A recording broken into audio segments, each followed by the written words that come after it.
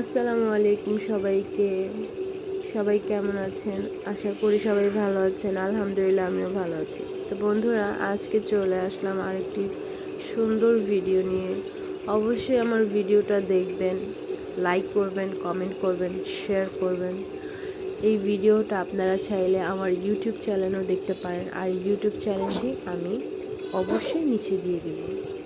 তো এখানে আমি পরিমাপ মতো তেল নিয়েছি, পেঁয়াজ দিয়েছি, রসুন কুচি দিয়েছি, মরিচ কুচি দিয়েছি। তো এটাকে সুন্দরভাবে নেড়ে চেড়ে নিচ্ছি। তো আজকে বন্ধুরা আমি রান্না করব হচ্ছে কচু শাক। তো হঠাৎ করেই শুনলাম যে শাক এসেছে, শাকওয়ালা ভাই এসেছে। উনি বলছে যে আপু, ভাবি, মানে যেটাই বলুক, শাক নেবেন। তো অনেক শাকই ছিল, লাউ শাক, লাল শাক, পাট শাক, তারপরে হচ্ছে বড় কচু ছিল। তারপরে আমি দেখলাম যে পাশে হচ্ছে কচু শাক আছে।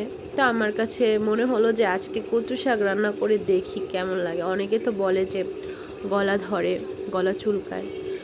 তো লোক বলল যে আপু ভালো হবে, আপনি নেন, নির্ভয়ে নেন। তো আমিও নিয়ে বাসায় চলে আসলাম। তো আসার পর ভালো করে কুটে বেছে ধুয়ে রান্নার প্রসেসিং শুরু করলাম। তো আমি কচু শাকটা সিদ্ধ করে নিয়েছিলাম। আর কুচু চিংড়ি দিয়ে কচু শাক খুবই ভালো লাগে, খুব খুব স্বাদ লাগে। আর বর্ষাকালে অনেক এখন নতুন চিংড়ি মাছ পাওয়া যায়। তো আমার কচু শাক আলহামদুলিল্লাহ প্রায় হয়ে এসেছে। দেখুন, অনেকে এটাকে একটু ভর্তার মতো খায়, আমার কাছে ভালো লাগে, দুটোটাই ভালো লাগে। তো আজকে চিন্তা করলাম যে এভাবে খেয়ে দেখি কেমন লাগে।